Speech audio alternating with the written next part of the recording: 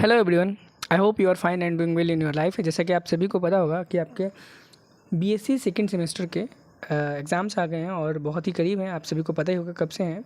तो बहुत सारे लोगों की प्रैक्टिस हुई है, बहुत सारे लोगों ने पढ़ाई नहीं की, क्लासेस अटेंड नहीं किए। तो उन्हीं लोगों के लिए मैं बहुत इंपॉर्टेंट क्वेश्चंस की क्लास लेके आया हूँ, यानी कि आपको बहुत सारे इंपॉर्टेंट क्वेश्चंस कराए जाने वाले हैं इस लेक्चर में। आपको जैसा कि दिख रहा होगा, मैं बता देना चाहूँगा, ये आपका जो सबसे पहला यूनिट है जिसका नाम है ब्रायोफाइट्स। बॉटनी में ब्रायोफाइट्स नाम का जो यूनिट है उसके बहुत इंपॉर्टेंट क्वेश्चन लेके आया हूँ।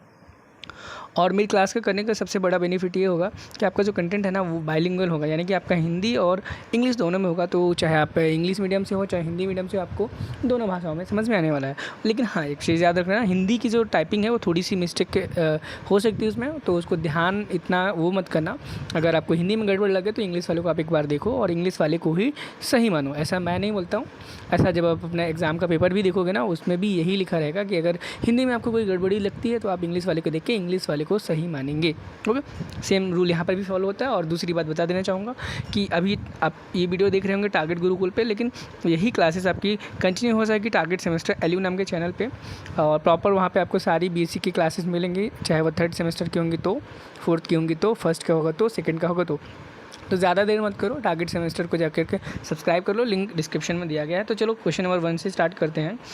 देखो, पहला क्वेश्चन कहता है the group of plants referred to as amphibians of the plant kingdom, यानी कि इनमें से ऐसा कौन सा ग्रुप है जो कि एम्फीबियन ऑफ प्लांट किंगडम कहा जाता है। पौधे के समूह को पादप साम्राज्य के उभयचर कहा जाता है। देखो, सबसे पहले तो ये जानो कि एम्फीबियन का मीनिंग क्या होता है। बहुत सारे लोगों को एम्फीबियन का ही मतलब नहीं पता होगा। एम्फीबियन का मतलब होता है एक ऐसा प्राणी, एक ऐसा जीव, ऐसा प्राणी जो जल और थल दोनों में रह सकता हो, उसको हम एम्फीबियन बोलते हैं, जिसे हम हिंदी में उभयचर बोलते हैं। क्या बोलते हैं? उभयचर बोलते हैं। तो याद रखना, हमारा जो क्या होता है, ब्रायोफाइट होता है। क्या होता है? ब्रायोफाइट होता है। वो होता है, क्या होता है? एम्फीबियन होता है।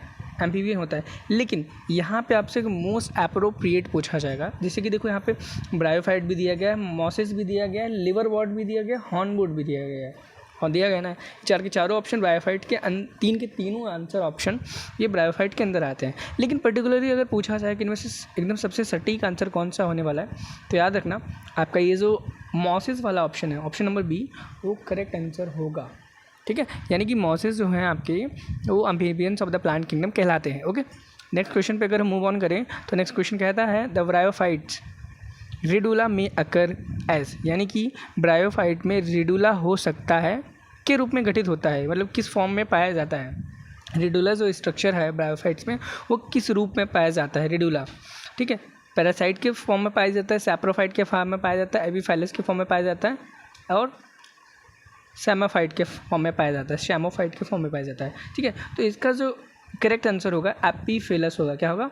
एपीफिलस। याद रखना, एपीफिलस। और याद रखना, कुछ क्वेश्चन मैं ऐसे बताने वाला जो कि आपके लिए बहुत ज़्यादा इंपॉर्टेंट होने वाले हैं। जैसे कि पहला ऑप्शन क्वेश्चन था वो आपके लिए बहुत ज़्यादा इंपॉर्टेंट था, बट सेकंड वाला इतना नहीं है।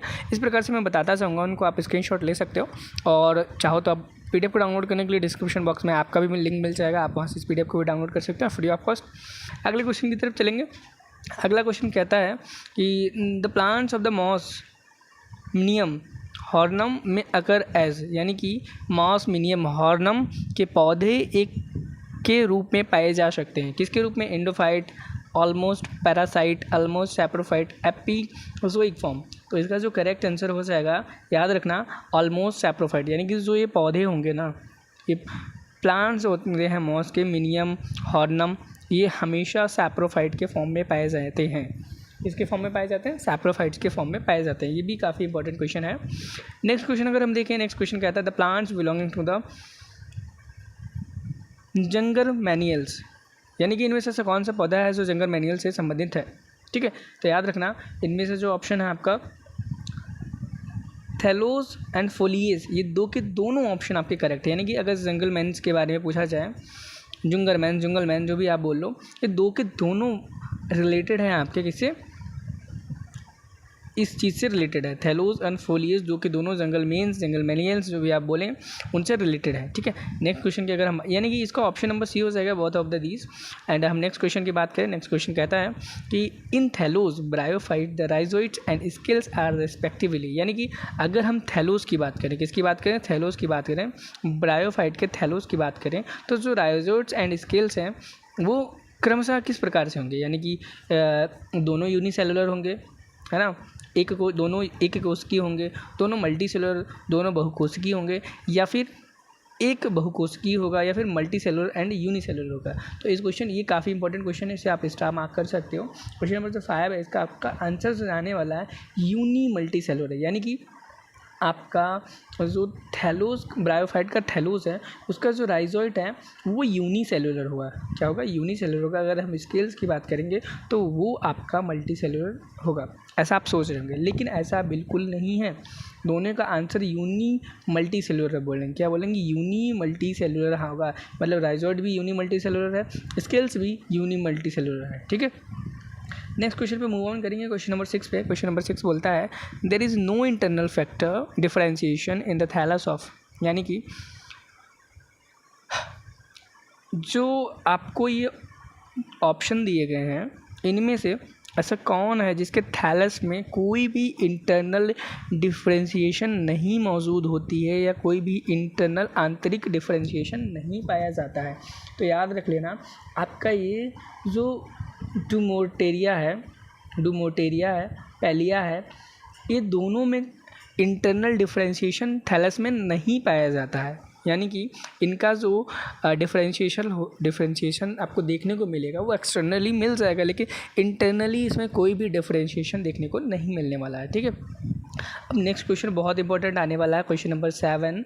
क्वेश्चन नंबर 7 कहता है जिम्मे, इसको जिम्मा बोलते हैं, are asexual reproductive bodies in, यानी कि जो जिम्मा कप होता है वो एसेक्सुअल रिप्रोडक्टिव बॉडी होती है, बट किसके अंदर? लिवर वर्ड्स के अंदर होती है, हॉर्न वर्ड्स के अंदर होती है, या फिर लिवर वर्ड्स एंड मॉसेस दोनों के अंदर पाई जाती है।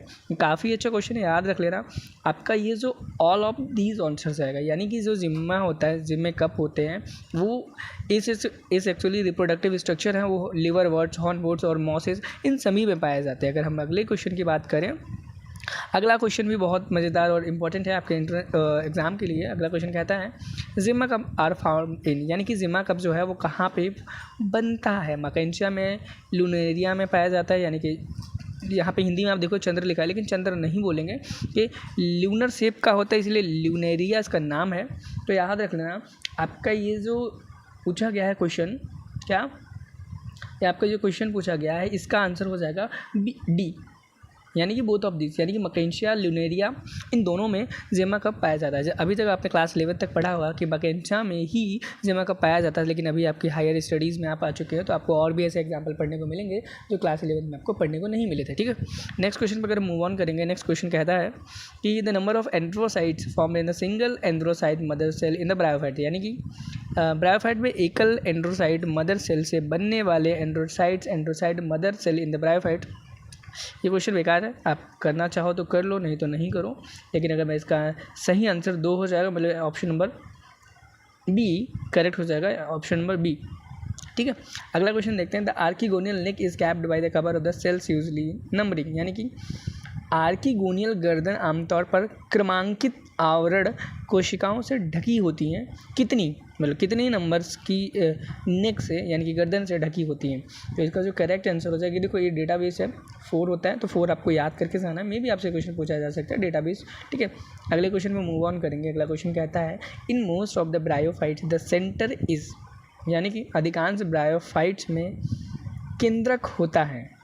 जो सेंटर की बात की गई ब्रायोफाइट में, 1 लेयर होता है, 2 लेयर होता है, 3 लेयर होता है, या फिर एब्सेंट होता है। तो याद रखना, ये इंपॉर्टेंट काफ़ी क्वेश्चन है आपके लिए। और ये जो आपका सेंटर है ब्रायोफाइट का, यानी कि केंद्रक है, वो 1 लेयर होता है, 1 लेयर्ड होता है, याद रखना। और इस वक्त अभी हम आपको क्वेश्चन प्रैक्टिस करा रहे हैं, ये मत सोचना कि हम चैप्टर को पढ़ा रहे हैं कि फुल डिटेल में बताएंगे। ठीक है, अगला क्वेश्चन पढ़ेंगे। अगला क्वेश्चन देखो, the chemotactic stimulus is provided in bryophytes in the form of, यानी कि ब्रायोफाइट्स में कीमोटैक्टिक उत्तेजना किस रूप में प्रदान की जाती है? आपको पता होगा कि कीमोटैक्टिक स्टिमुलस क्या होता है। अगर पता नहीं है तो भी कमेंट करो, अगर लेकिन पता है कीमोटैक्टिक स्टिमुलस क्या होता है तो भी कमेंट करके आंसर बताएं। जिन बच्चों को नहीं पता वो कमेंट जाके पढ़ लें, और बच्चों ने कमेंट करके इसका जवाब दिया होगा। ठीक है, इस क्वेश्चन का अगर हम आंसर देखेंगे तो इस क्वेश्चन का जो होगा, स्टिमुलस शुगर से प्रोवाइड होता है, यानी कि ब्रायोफाइट में जो कीमोटैक्टिक स्टिमुलस प्रोवाइड होता है वो शुगर के द्वारा फॉर्म में होता है। ये भी काफ़ी इंपॉर्टेंट क्वेश्चन है, इसको भी आप नोट डाउन कर सकते हो या फिर स्क्रीनशॉट ले सकते हो। अगले क्वेश्चन की तरफ बढ़ेंगे। अगला क्वेश्चन कहता है the term bryophyta was given by, यानी कि ये भी बहुत इंपॉर्टेंट क्वेश्चन है, इसको याद रख लेना, आपके एग्जाम में आने की बहुत ज़्यादा चांसेस है। यानी कि जो टर्म ब्रायोफाइटा है वो किसने दिया था? ऑप्शन है इंगलर, ब्राउन, चिम्प, इसको चिम्प पढ़ेंगे, शिम्प लिखा है लेकिन शिम्पर लिखा है लेकिन शिम्प पढ़ेंगे, चिम्प पढ़ेंगे, कैम्पबेल, तो याद रखना ब्राउन ने दिया था, ठीक है, BRAUN, ब्राउन।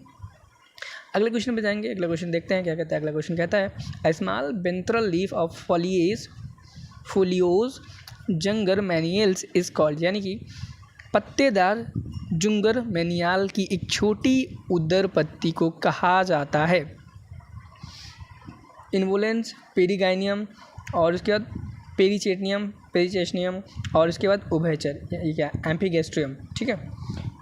तो इसका जो करेक्ट आंसर होगा, याद रखना, एम्फीगेस्ट्रियम होगा। क्या होगा? एम्फीगेस्ट्रियम इसका करेक्ट आंसर होगा। अगर क्वेश्चन नंबर 15 की तरफ चलते हैं, या क्वेश्चन नंबर 15 आपका बहुत इंपॉर्टेंट है, याद रखना। क्वेश्चन नंबर 15 कहता है इंडोफाइटिक नोस्टॉक इज फाउंड इन, यानी कि इंडोफाइटिक नोस्टॉक पाया जाता है एंथ्रोसिरोस एम में पाया जाता है, मैकेंसिया में पाया जाता है, रिक्शा में पाया जाता है, पेलिया में पाया जाता है, ठीक है। तो याद रखना, आपका ये जो इंडोफाइटिक नोस्टॉक है वो एंथ्रोसिरोस में पाया जाता है। कहाँ पे पाया जाता है? एंथ्रोसिरोस एम में पाया जाता है। अगले क्वेश्चन की तरफ मूव ऑन करेंगे। अगला क्वेश्चन देखेंगे। अगला क्वेश्चन कहता है the earliest non fossil bryophyte belong to the following era, यानी कि सबसे पहला ज्ञात जीवाश्म ब्रायोफाइट निम्न युग का है। तो सिलूरियन, कार्बोनिफेरस, क्रिटेशियस, ओलिगोसीन। तो इसका क्या करेक्ट आंसर है आप सभी को पता ही होगा, कार्बोनिफेरस अर्लीस्ट नॉन फॉसिल है ब्रायोफाइट का। याद रखना, ऑप्शन नंबर 20 का करेक्ट आंसर है। नेक्स्ट क्वेश्चन की अगर हम बात करें, नेक्स्ट क्वेश्चन कहता है कि मार्क द स्मॉलेस्ट ब्रायोफाइट। ये बहुत इंपॉर्टेंट क्वेश्चन है, क्या बहुत इंपॉर्टेंट क्वेश्चन है। यानी कि सबसे छोटा ब्रायोफाइट इनमें से कौन सा है? तो ऑप्शन है मोनोक्लिया स्पीसीज़, मोनोकार्पस स्पीसीज़, फोन्थियालिस स्पीसीज़, डॉशोनिया स्पीसीज़। तो इसका जो करेक्ट आंसर होगा वो आपको कमेंट में नहीं करके बताना, अगले क्वेश्चन का बताना है। ये क्वेश्चन को नोट डाउन कर लो, इसका ऑप्शन नंबर मोनोकार्पस स्पीसीज़ हो जाएगा। अगर हम नेक्स्ट क्वेश्चन पे मूव ऑन करेंगे तो यहाँ पे हमें देखने को मिलेगा the plant used as alternative of cotton. ये भी काफ़ी अच्छा क्वेश्चन है, बट एग्जाम में नहीं आने वाला है। इसमें यही पूछा गया कि कपास के विकल्प में किस पौधे का प्रयोग किया जा सकता है इसके बदले में? Sphagnum, polytrichum, pogonatum, rhodobryum. तो याद रखना, इनमें से इस क्वेश्चन का जो करेक्ट आंसर है वो करेक्ट आंसर हो जाएगा स्पैग्नम। क्या? स्पैग्नम को एक किसी और नाम से भी जाना जाता है। क्या आप मुझे उस दूसरे नाम को बता सकते हैं कमेंट सेक्शन में? अगर हाँ तो बिल्कुल बताएं, हम इंतज़ार करेंगे आपके कमेंट का, वहाँ पे रिप्लाई करने के लिए हम बैठे होंगे ज़रूर। अगले क्वेश्चन को पढ़ते हैं। अभी तक आपने पढ़ा था सबसे छोटा ब्रायोफाइट कौन सा, लेकिन इसी की क्रम में आपसे पूछा गया लार्जेस्ट ब्रायोफाइट इनमें से कौन सा है? फोन्थियालिस स्पीसीज़, डॉशोनिया स्पीसीज़, पॉलीट्राइकम स्पीसीज़ और प्लैगियोचिला स्पीसीज़, ठीक है। इन चारों ऑप्शन में से क्या ऑप्शन है? याद रखना, फोलियांथिस species, option number A correct हो जाएगा आपका। वहाँ पे आपका क्या था? वहाँ पे क्या था आपका? सबसे छोटा क्या था? सबसे छोटा वाला क्वेश्चन कहाँ गया? The term bryophyta was given by smallest, कहाँ गया? नहीं मिल रहा है, छोड़ो, लीव इट। अगला क्वेश्चन पढ़ेंगे, अगला एंड लास्ट में, यानी कि हम 20 क्वेश्चन सिर्फ चलो 20 मिनट का ही लेक्चर बनाते हैं। अगला क्वेश्चन और पढ़ेंगे। The unique feature of bryophytes are compared to other embryophytes is that, यानी कि अन्य एम्ब्रोफाइट की तुलना में ब्रायोफाइट की अनूठी विशेषता यह है। यानी कि अगर हम अन्य bryophyte, the unique feature of bryophyte is compared, यहाँ पे बोला गया है कि अगर हम ब्रायोफाइट के कंपैरिजन एम्ब्रियोफाइटा के साथ करें तो इनमें से आपको कौन सी विशेषताएं एम्ब्रियोफाइट्स में नज़र आएंगी, यानी कि कौन सी विशेषताएं इसमें से कमी होंगी या नज़र आएंगी। अनूठी विशेषता मतलब एक यूनिक कैरेक्टर है जो नहीं पाया जाता है ब्रायोफाइट्स में, ठीक है। तो इसमें पूछा गया दे लैक वेस्कुलर टिश्यूज़, यानी कि इसमें वेस्कुलर टिश्यूज़ यानी कि जाइलम, फ्लोएम, ये सब चीज़ें नहीं होती हैं। दे लैक रूट्स, यानी कि इनमें रूट्स नहीं होती हैं। दे प्रोड्यूस डिपेंडेंट स्पोरोफाइट, यानी कि इनके अंदर जो स्पोरोफाइट्स डिपेंडेंट होते हैं। और डी ऑप्शन कहता है ये सभी ऑप्शन। तो याद रखना, ये सभी ऑप्शन करेक्ट हैं, यानी कि इनमें से जितने फैक्टर दिए गए हैं, जितने भी आपके यहाँ पे फैक्ट दिए गए हैं, वो सारे के सारे यूनिक हैं ब्रायोफाइट्स के लिए। उनमें वेस्कुलर टिश्यूज़ नहीं होते हैं, उनमें रूट्स नहीं होती हैं, और वो उनके जो स्पोरोफाइट हैं वो डिपेंडेंट होते हैं, ठीक है। डिपेंडेंट होते हैं। ओके, अगर हम नेक्स्ट क्वेश्चन की बात करेंगे, नेक्स्ट क्वेश्चन कहता है which one of the following is an aquatic bryophyte, यानी कि इनमें से ऐसा कौन सा है जो एक्वेटिक ब्रायोफाइट है। ये भी बहुत, देखो इसके पहला क्वेश्चन नंबर 20 भी बहुत इंपॉर्टेंट था और क्वेश्चन नंबर 21 भी बहुत इंपॉर्टेंट है आपका क्वेश्चन। तो याद रखना आपका जो रिक्शिया फ्लुइटेंस ऑप्शन नंबर डी है, ये काफ़ी हद तक सही है ऑप्शन और याद करने वाला। देखो आपको ये चैप्टर में ना मोस्टली रटने वाली चीज़ें मिलेंगी, क्योंकि देखो इस चैप्टर में ज़्यादा कुछ नहीं है, आपको एग्जाम्पल और एग्जाम्पल को ही लर्न करना है। एग्जाम्पल के कुछ कैरेक्टर्स होंगे, उन कैरेक्टर्स को समझना है और वो कैरेक्टर्स कहाँ पे अप्लाई करके कौन सा आंसर आएगा उसको आपको माइंड में रखना है। तो याद है तो बहुत अच्छी बात है, नहीं याद है एग्जाम्पल तो सबसे पहले यही करो, चैप्टर उठाओ और जितने भी ब्रायोफाइट्स के एग्जाम्पल आपके में दिए गए हैं ब्रायोफाइट्स में, चाहे लिवरवर्ट्स की बात करें, चाहे हॉर्नवुड की बात करें, चाहे मॉसेस की बात करें, उनके सबसे पहले आप क्या करो, उनके एग्जाम्पल्स को याद करो। ठीक है, नेक्स्ट क्वेश्चन देखेंगे। ये बहुत ज़बरदस्त क्वेश्चन है लेकिन छोटे लेवल का क्वेश्चन है, बच्चों वाला क्वेश्चन है। क्वेश्चन कहता है ब्रायोफाइट्स रिप्रोड्यूस बाई कॉमनली, यानी कि ब्रायोफाइट्स सामान्य प्रजनन किस चीज़ से करते हैं, किस प्रकार करते हैं। ठीक है, तो क्वेश्चन नंबर 22 का है ट्यूबर के द्वारा करते हैं, एडवेंटिशियस ब्रांचेस के द्वारा करते हैं, ग्रेजुअल डेथ यानी कि अचानक से मर जाते हैं, डिके ऑफ थैलस की डिके हो जाने की वजह से या बुलबुल की वजह से करते हैं।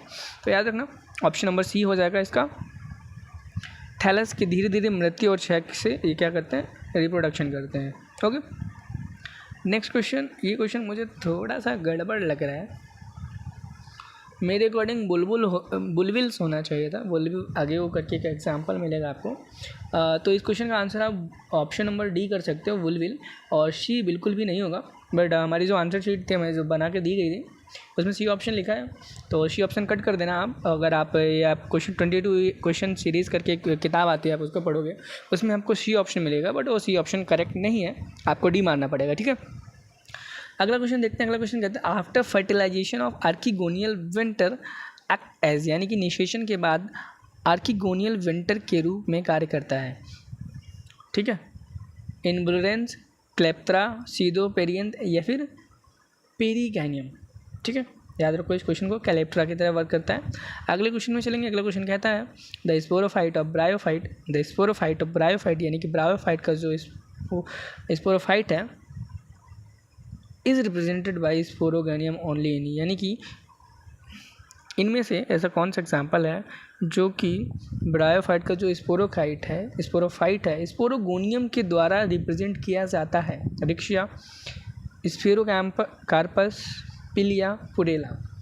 क्वेश्चन नंबर 24 का आपका ऑप्शन हो जाएगा रिक्शिया। ठीक है, अब हम नेक्स्ट क्वेश्चन पे अगर मूव ऑन करेंगे तो नेक्स्ट क्वेश्चन देखते हैं क्या कहता है। नेक्स्ट क्वेश्चन कहता है एन इलेक्ट्रोफोर इज फॉर्म बेकार क्वेश्चन नंबर 25 छोड़ दो। द इमेजल, ये भी क्वेश्चन बेकार है। Capsule dehiscing by a predetermined line is called, यानी कि एक पूर्व निर्धारित रेखा द्वारा डेहिशंस करने वाला कैप्सूल कहा जाता है। एक्रोकार्पस, प्लूरोकार्पस, स्टेनोकार्पस, क्लिस्टोकार्पस। क्वेश्चन नंबर 27 का आपका जो आंसर हो जाएगा, याद रखना इस क्वेश्चन का आंसर हो जाएगा सी ऑप्शन, स्टेनोकार्पस। ठीक है, ऑप्शन नंबर सी स्टेनोकार्पस। अगले क्वेश्चन की अगर हम बात करें, अगला क्वेश्चन कहता है a capsule opening irregularly is designated as, यानी कि अनियमित रूप से खुलने वाले कैप्सूल को इस रूप में नामित किया जाता है। ठीक है, याद रखो अनियमित रूप से, यानी कि इरेगुलर तरीके से ओपन होता है। तो इसका आंसर मुझे लगता है सबको पता होगा, क्लास 11 की एनसीईआरटी बुक में आपने इस पर पढ़ा होगा, क्लिस्टोगैमस। तो यहाँ पे क्लिस्टोकार्पस की बात की गई, लेकिन याद रखना। ठीक है, अगला question the type of alternation of generation is, बहुत इंपॉर्टेंट क्वेश्चन, यानी कि ब्रायोफाइट द्वारा प्रदर्शित पीढ़ी प्रत्यावर्तन का प्रकार है। इनमें से type of alteration generation by bryophyte कौन शो करता है इन एग्जाम्पल्स में से, याद रखना। हेट्रोमॉर्फिक जो प्लांट्स होते हैं, हेट्रोमॉर्फिक या हेटेरोमॉर्फिक ब्रायोफाइट जो होते हैं वो अल्टरेशन ऑफ जनरेशन शो करते हैं। नेक्स्ट एंड लास्ट क्वेश्चन, मतलब आज के लिए लास्ट है, और ये डी जुशेयू प्लेस्ड ब्रायोफाइटा अंडर, ये क्वेश्चन इंपॉर्टेंट है आपके लिए, इसको आप पढ़ सकते हो।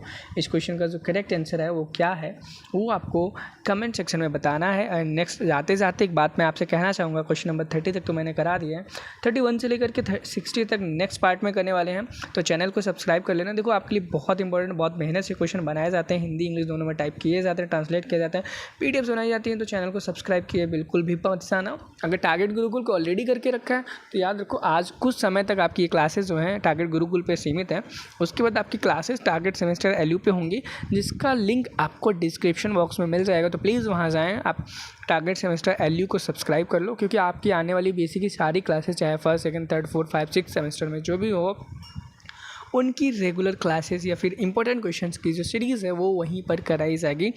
चलो, मैं धन्यवाद करता हूँ आप सभी का, आपने हमारा वीडियो अंत तक देखा हो। कैसा लगा आप कमेंट सेक्शन करके ज़रूर बताएं और नेक्स्ट पार्ट के लिए ज़रूर डिमांड करें। Thank you, have a nice day.